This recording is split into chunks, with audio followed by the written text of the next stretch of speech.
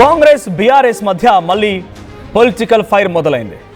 కేటీఆర్ హరీష్కి జూపల్లి మళ్ళీ సవాల్ చేశారు. నేను తెలంగాణ భవన్కి వచ్చేందుకు సిద్ధం, నా వ్యాఖ్యలు నిజమని తేలితే మీరేం చేస్తారో లిఖితపూర్వకంగా రాసి ఇస్తే ఇప్పుడే వస్తానంటూ జూపల్లి మళ్ళీ సవాల్ చేస్తున్నారు. నా వ్యాఖ్యలకు మీరు రిప్లై ఇచ్చాక తెలంగాణ భవన్ లేదా ప్రెస్ క్లబ్లో చర్చిద్దామంటున్నారు జూపల్లి.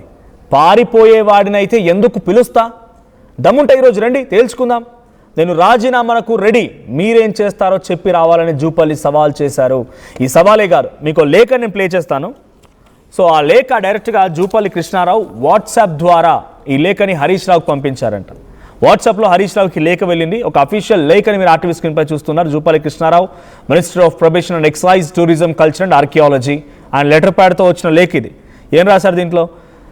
ప్రియమైన కేటీఆర్ గారికి, తెలంగాణ రాష్ట్ర ఆర్థిక పరిస్థితిపై మీరు చేస్తున్న వ్యాఖ్యలు, కాంగ్రెస్ ప్రభుత్వంపై చేస్తున్న విమర్శలు గమనిస్తున్నాను. రాష్ట్ర ప్రజలకి వాస్తవాలను తెలియజేయాలనే బాధ్యతతో ఈ బహిరంగ లేఖ రాస్తున్నాను.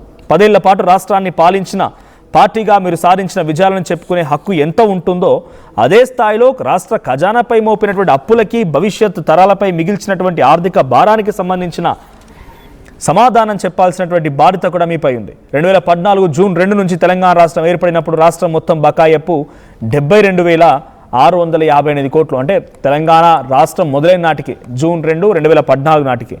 అదే డిసెంబర్ 1, 2023 అంటే ప్రభుత్వం దిగిపోయే నాటికి 10 ఏళ్ల పాటుగా మీరు పాలించిన ప్రభుత్వంలో మీరు చేసిన అప్పులు, పెండింగ్ బిల్లు కలిపి 8,21,651 కోట్లు.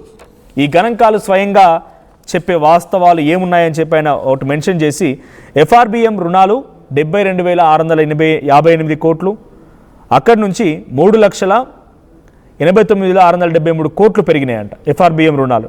ఇక ఎస్పీబీకి సంబంధించిన తీసుకున్న రుణాలు, ఇతర కార్పొరేషన్ల ద్వారా తీసుకున్న రుణాలు మొత్తం కలిపి 8,21,651 కోట్లు ఉన్నాయని చెప్పి ఆయన ఒక లేఖలో రాసుకొచ్చారు.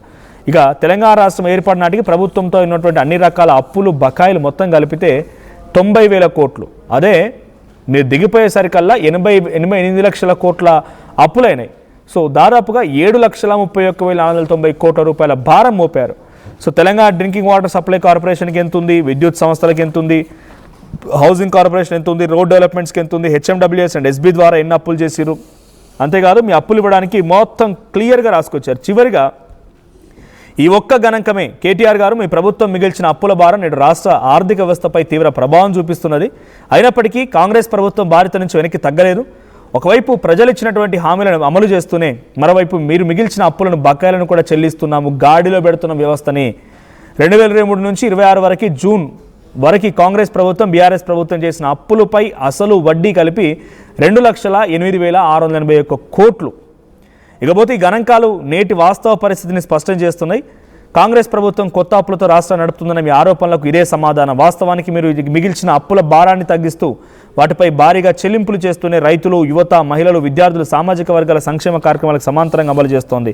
ఇప్పుడు తెలంగాణ ప్రజలకు మీరు సమాధానం చెప్పాల్సిన ప్రశ్నలు కొన్ని ఉన్నాయని చెప్పి ఒక లేఖ, 3 పేజీల లేఖని డైరెక్ట్గా కేటీఆర్ని టార్గెట్ చేస్తూ ఈ లేఖ రాసుకొచ్చి ఈ లేఖను డైరెక్ట్గా ఆయన వాట్సాప్ ద్వారా హరీష్ రావుకి పంపారంట. ఇంట్రెస్టింగ్గా హరీష్ రావు ఏం పంపారు తెలుసా?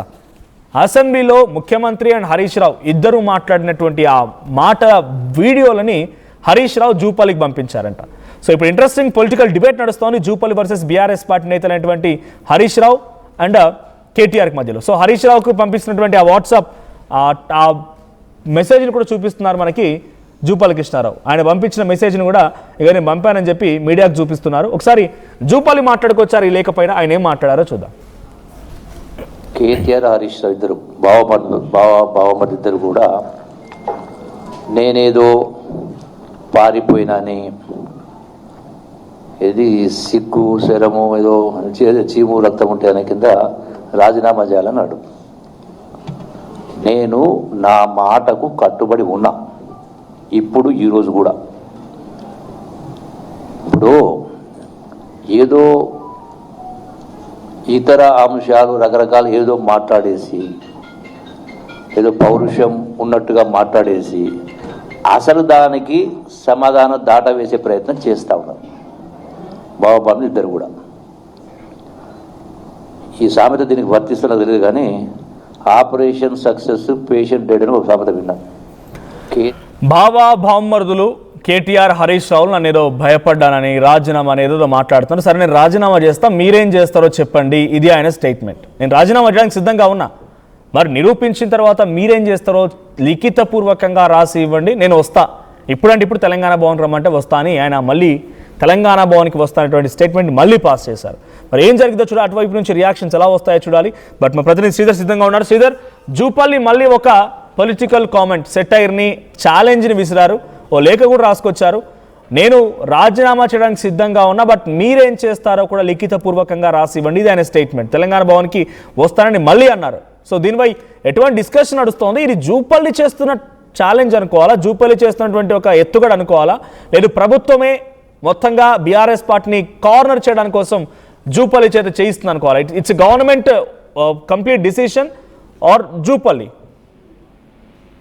ఏమన్నా జూపల్లి వ్యాఖ్యలు చూస్తే మాత్రం క్లియర్ కట్ గా ఆయన ఇండివిజువల్ డిసిషన్ అర్థమవుతుంది. ఎందుకంటే నిన్న బీఆర్ఎస్ నేతలు, మాజీ మంత్రులు హరీష్ రావు, కేటీఆర్ చేసినటువంటి వ్యాఖ్యలు ఏవైతే ఉన్నాయో, చీము నెత్తరు పౌరుషం జూపల్లికి లేదన్న వ్యాఖ్యలు అన్న పర్సనల్ కు ఆయనకు సంబంధించి కూడా కొంత దెబ్బతీసాయి. తనకు సంబంధించినటువంటి ఇజ్జత్ కి సవాల్ అని చెప్పి కూడా జూపల్లి చేసినటువంటి వ్యాఖ్యల్లో క్లియర్ కట్ గా అర్థమవుతాను. నిన్న చేసినటువంటి సవాల్ ఏదైతే ఉందో ఆ సవాల్కి ఇప్పటికన్నా కూడా సిద్ధంగా ఉన్నాను. కానీ తను లెక్కలు చెప్పినటువంటి లెక్కలు ఏదైతే ఉందో బీఆర్ఎస్ హయాంలో జరిగినటువంటి అప్పుల మీద తను చేసినటువంటి లెక్కలు ఒకవేళ తప్పనైతే తను రాజీనామా చేస్తానంటున్నాను. మరి హరీష్, కేటీఆర్ కానివ్వండి, కేసీఆర్ కానివ్వండి, దీనికి సమాధానం ఏం చెప్తారు? వాళ్ళు రాజీనామా చేస్తారా, రాజకీయ సన్యాసం తీసుకుంటారా? ఈ మాట చెప్పిన అనంతరం లిఖితపూర్వకంగా తను చేసినటువంటి అప్పుల మీద కూడా, ఎందుకంటే ఈ లేఖ అనేది కూడా నా సొంతంగా రాసింది కాదు, ప్రభుత్వంలో ఉన్నటువంటి ప్రభుత్వ సైట్ లో ఉన్నటువంటి అప్పుల లెక్కలు కాబట్టి వీటికి సమాధానం లిఖితపూర్వకంగా చెప్తూ వాళ్ళు ఏం చేస్తారు రాజీనామా అన్నది కూడా చెప్పినాకనే కూడా వాళ్ళ సవాల్ను వాళ్ళతో చర్చించేందుకు సిద్ధంగా ఉంది. అది కూడా ప్రెస్ క్లబ్ వేదిక 5 గంటలకు రమ్మంటే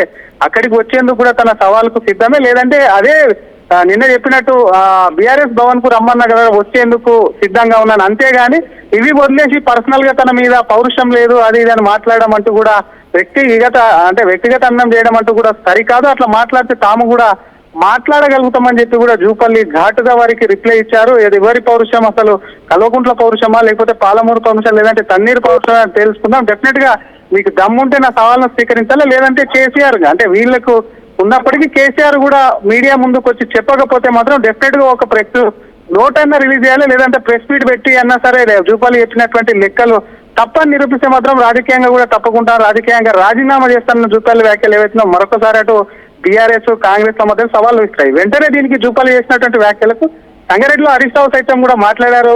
మనోజ్ అక్కడ కూడా మాట్లాడుతూ జూపల్లి పూటకో మాట మాట్లాడుతున్నారు, వేదికను కూడా మారుస్తున్నారు అంటూ కూడా హరీష్ రావు కౌంటర్ ఇచ్చారు. తను చెప్పిన లెక్కలలో అటు ఒకవైపు కాంగ్రెస్ అధికారంలోకి వచ్చిన చెప్పిన అప్పుల లెక్కలలో 10,000 కోట్లు మిస్ అయినాయి, ఎక్కడ జూపల్లి విన్నారా, అది కూడా సమాధానం చెప్పు అని కూడా దాటేశారు. కానీ జూపల్లి వేసినటువంటి సవాల్ ఏదైతే ఉందో దానికి మాత్రం హరీష్ రావు స్పందించలేదు. ఎందుకంటే జూపల్లి క్లియర్ కట్ గా అడుగుతున్నారు, తనకు సంబంధించినటువంటి చేసినటువంటి ఆధారాలతో సహా చేసినటువంటి వ్యాఖ్యలు ఏవైతే ఉన్నాయో వాటికి మాత్రం డెఫినెట్ గా అటు కేసీఆర్, కేటీఆర్, హరీష్ రావు ముగ్గురు కూడా రాజీనామా చేస్తారా, అది నిజమంటే వెళ్తే, లేదంటే రాజకీయాల నుంచి తప్పుకుంటారన్న దానికి సవాల్కు సిద్ధమంటారు. మరొక పక్క ఇటు కాంగ్రెస్ లో నిన్ననే అటు కాంగ్రెస్ వర్సెస్ బీఆర్ఎస్ కు ఒకవైపు చూసాం మనోజ్. అటు బీఆర్ఎస్ భవన్ వద్ద రంగరంగంగా మారింది. అక్కడ పోలీసులు హరీష్ రావును మిగతా నాయకులందరినీ కూడా అరెస్ట్ చేశారు.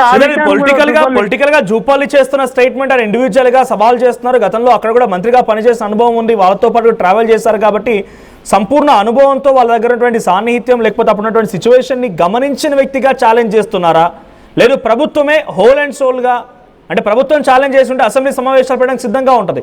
ఈ చర్చే జూపల్లి రాసిన లేఖే, ఇదే 8,21,651 కోట్లకు సంబంధించిన అంశం ప్రభుత్వం అసెంబ్లీ పెట్టి చర్చించి కౌంటర్ చేయడానికి సిద్ధంగా ఉంటుంది. ఇది ప్రభుత్వం దృష్టిలో ఉందా, లేదు జూపల్లి కృష్ణారావే ఛాలెంజ్ చేస్తున్నారు అనుకోవాలా, పొలిటికల్ డిబేట్ అనుకోవాలా?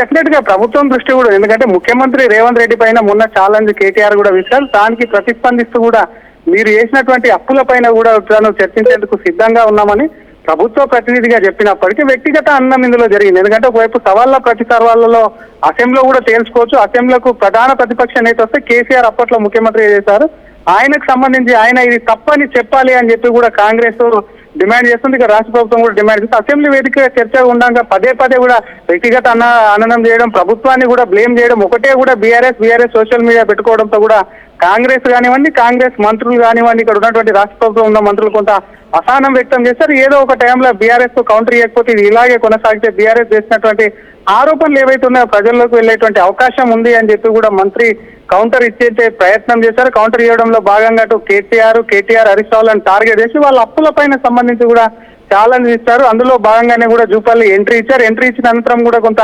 పార్టీకి సంబంధించినటువంటి లైన్ కానివ్వండి, ప్రభుత్వం నుంచి రిప్రజెంట్ చేసేటువంటి విధానం ఏదైతే ఉందో అది డెఫినెట్ గా కూడా ఒకవైపు వీటన్నిటిని చూస్తే మాత్రం ఖచ్చితంగా కూడా అది పార్టీ కాదు, ప్రభుత్వం నుంచి కూడా జూపల్లి స్పందిస్తున్నట్టు క్లియర్ కట్ గా ఉంది. ఎందుకంటే నిన్న చేసిన సవాల్కు వెళ్ళలేదా, సవాల్కు వెళ్ళకపోవడంతో ఒక్కసారిగా కూడా జూపల్లి బీఆర్ఎస్ భవన్ కు రాలేదంటే అక్కడే చేరవేశారు. అరెస్ట్ చేసి అటు హైదరాబాద్ లో ఉన్నటువంటి అవుట్స్కట్ పోలీస్ స్టేషన్ అక్కడ కూడా జూపల్లికి చేరేశారు. కానీ జూపల్లి ఒకటి మాత్రం, ఎందుకంటే నిన్న వాళ్ళు ఏ విధంగా అర్థం చేసుకున్నారో తెలియదు, ఈ రోజు మాత్రం ఖచ్చితంగా కూడా చెప్తున్నా వేదిక ఏదైనా సరే దానికి సంబంధించినటువంటి అంశంలో వాళ్ళు ఏం చేస్తారో చెప్తే తన రాజీనామాకు సిద్ధంగా ఉన్నది. వాళ్ళ అరెస్టుల విషయంలో కూడా స్పందిస్తూ పోలీసులు మా లా అండ్ ఆర్డర్ సంబంధించినటువంటి అంశంలో కూడా చర్యలు తీసుకుని అరెస్ట్ చేసి ఉంటారు తప్ప చర్చలకు వస్తే ఎందుకు అరెస్ట్ చేస్తారు, వాళ్ళు బల నిరూపణ చేసేందుకు కూడా అక్కడ సిద్ధపడ్డారేమో అనే విధంగా కూడా జూపల్లి మాట్లాడినటువంటి మాటలు ఏవైతే మరొకసారి ఇవి ప్రతి సవాళ్ళు కూడా కౌంటర్ అయితే ఇచ్చారు. ఇదే విషయం మీద కూడా మాట్లాడుతూ హరీష్ రావు ఇక్కడే సిఎల్పీలో కూడా ప్రెస్ మీట్ పెట్టినందుకు హరీష్ రావు మాట్లాడినంత వరకు సైతం కూడా ఇక్కడే జూపల్లి ఉన్నారు, ఆయన ప్రెస్ మీట్ విన్నారు. కానీ ఎక్కడ కూడా హరీష్ రావు కూడా తన రాజీనామా చేస్తారు, ఏం చేస్తారో ఒప్పుకోకపోవడంతో కూడా వాళ్ళు తోక ముడిచారు అనే భావనలు కూడా ఒకవైపు కూడా అటు జూపల్లి దాని కంక్లూజన్కి వచ్చి వెళ్ళిపోయారు. మనోజ్ రైట్ శ్రీధర్, ఇంకోవైపు Jupally Krishnarao he's excise minister and present ఆయన టూరిజం అండ్ కల్చర్కి సంబంధించిన మినిస్టర్గా కూడా ఉన్నారు.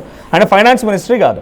సో ప్రభుత్వంలో ఆయనకు ఉండాల్సిన బాధ్యతలు ఆయనకు, నిజంగానే ప్రభుత్వంలో అప్పులకు సంబంధించిన వ్యవహారం మాట్లాడాల్సి వచ్చినప్పుడు ముఖ్యమంత్రియో లేకపోతే ఫైనాన్స్ మినిస్టరో లేకపోతే ఎల్పీ మినిస్టర్ ఎవరైనా ఉంటే కనుక వాళ్ళు డెఫినెట్గా కొంత అసెంబ్లీలో కౌంటర్ చేయాలన్నా శాఖాపరంగా మాట్లాడడానికి అవకాశం ఉంటుంది. ఇప్పుడు ఈ సిచ్యువేషన్ని జూపల్లి పూర్తిగా టేక్ ఓవర్ చేసి పొలిటికల్గా ఒక హీట్ని దాటేస్తారని చెప్పి లాస్ట్ 2 డేస్గా జూపల్లి చుట్టే మొత్తం తెలంగాణ రాజకీయం తిరుగుతోంది. అటు హరీష్ రావు కేటీఆర్కి దీటైన విధంగా సమాధానం ఇవ్వడం, ఒక లేఖ రిలీజ్ చేయడం, ఛాలెంజ్ చేయడం, రాజీనామా చేస్తానని చెప్పి ఆయన మాట్లాడడం అని కూడా చర్చ జరుగుతూ ఉన్నాయి. సో శాఖాపరంగా ఆయనకి ఆ బాధ్యతలు లేవు, ఆయన he is not sole and whole, ఆయన ఎల్పీ మినిస్ట్రీ కాదు, కౌంటర్ చేయడానికి చేయొచ్చు, he has is right, own right ఉంది. కానీ ఇప్పుడు సిచ్యువేషన్లో ఒక రచ్చకు తెరలేపుతున్నారంటే జూపల్లి వ్యూహం ఎలా ఉంది? డెఫినెట్ గా మన ముఖ్యమంత్రి మీద చేసినటువంటి ఆరోపణలు, ముఖ్యమంత్రి ప్రభుత్వం మీద చేసిన ఆరోపణలకు కన్సర్న్ మినిస్టర్ గానీ వాళ్ళే స్పందించాల్సినటువంటి అవసరం ఉండకపోవచ్చు. కానీ ప్రస్తుతం ఉన్నటువంటి పరిస్థితుల్లో జూపల్లికి సంబంధించినటువంటి మరి క్యాస్ట్ ఈక్వేషన్ తో కూడా జూపల్లితో కొట్టిస్తున్నారా అనేది కూడా కాంగ్రెస్ వర్గాల్లో ఇటు రాష్ట్ర ప్రభుత్వంలో కూడా చర్చ జరుగుతుంది. ఎందుకంటే జూపల్లి గతంలో వాళ్ళతో కలిసి మీరన్నట్టుగానే ట్రావెల్ చేశారు, వాళ్ళ ప్రభుత్వంలో కూడా మంత్రిగా కూడా పనిచేశారు. కాబట్టి వాళ్ళ లెక్కలకు సంబంధించినటువంటి అంశాలు వాళ్ళకు వాళ్ళు చేసినటువంటి అంశంలో బొక్కలకు సంబంధించినటువంటి అంశంలో కూడా జూపల్లికి అవగాహన ఉంటుంది. కాబట్టి ఒకవైపు క్యాస్ట్ ఈక్వేషన్, మరొక వైపు ఈ లెక్కలకు సంబంధించి కూడా జూపల్లికి బాగా తెలిసి ఉంటుందని చెప్పి కూడా ప్రభుత్వము అటు పార్టీ పరంగా కూడా కొంత ఫ్రీ హ్యాండ్ ఇచ్చినట్టు కాంగ్రెస్ వర్గాల్లో అయితే చర్చ జరుగుతుందని చెప్పాలి. జూపల్లికి సంబంధించిన అంశంలో మీరు అన్నట్టుగా ఆయనకు సంబంధించి పోర్ట్ఫోలియోలు వేరున్నప్పటికీ ఫైనాన్స్ కు సంబంధించిన విషయంలో ముఖ్యమంత్రిని పదే అప్పుల విషయానికి సంబంధించి కాంగ్రెస్ ప్రభుత్వాన్ని ఇరుకున పెడితే ఒక మంత్రి స్థాయిలో కూడా జూపల్లి కూడా స్పందించిన నుంచి ప్రతిస్పందన వచ్చినప్పుడు మాత్రం నన్ను తిప్పికొట్టకపోతే ఇటు ప్రభుత్వం చేస్తున్నటువంటి గత ప్రభుత్వం మీద అలిగేషన్స్ ఏవైతున్నాయో తప్పని తేలుతుంది. కాబట్టి దానికి స్ట్రాంగ్ గా కౌంటర్ జూపల్లి ఇస్తున్నారంటూ కూడా ఇక్కడ కాంగ్రెస్ వర్గాలు పేర్కొంటున్నాయి. Manoj right, thank you Sridhar, thank you for the updates. మొత్తంగా జూపల్లి కృష్ణారావు హరీష్ రావు ఒక లేఖ రాశారు, లేఖని బహిరంగంగా విడుదల చేశారు. ఆ లేఖలో ఉన్న అంశాన్ని మీకు కూడా ఇప్పుడే చదివి వినిపించాను. సో ఉమ్మడి ఆంధ్రప్రదేశ్ నుంచి తెలంగాణ విడిపోయే సమయానికి తెలంగాణకు సంబంధించిన అప్పులు 72,000 కోట్ల రూపాయలుగా ఉంది. అన్నీ కలగలిపితే అవి మహా అయితే 90,000 కోట్ల వరకు చేరుకుంటున్నాయి. కానీ మీరు వచ్చిన తర్వాత అవి 88 లక్షల కోట్ల వరకు వెళ్ళాయి. అంటే సుమారుగా 7,30,000 కోట్ల రూపాయల మేర పెరిగాయి. సో మొత్తం లెక్కలతో సహా ఆయన పలు అంశాలని ఈ 3 పేజీల లేఖలో రాసి లేఖని కూడా హరీష్ రావుకి వాట్సాప్ చేశారంట. సో మనం చూస్తున్నాం, మా ఫోటోలు తీసి హరీష్ రావుకి షేర్ చేస్తున్న విజువల్స్ కూడా మనం చూస్తూ ఉన్నాం. అటువైపు హరీష్ రావు వైపు నుంచి కూడా ఒక సమాధానం వచ్చింది. 2 వీడియోలు పంపించారంట హరీష్ రావు, అది హరీష్ రావు రివీల్ చేశారు. సో ఏం వీడియోలు అంటే హరీష్ రావు ఒకవైపు హరీష్ రావు అసెంబ్లీలో మాట్లాడిన మాట అప్పుల విషయం పైన, అటు రేవంత్ రెడ్డి మాట్లాడిన మాట, 2 మాటల్ని కూడా జోడించి ఆ వీడియోలని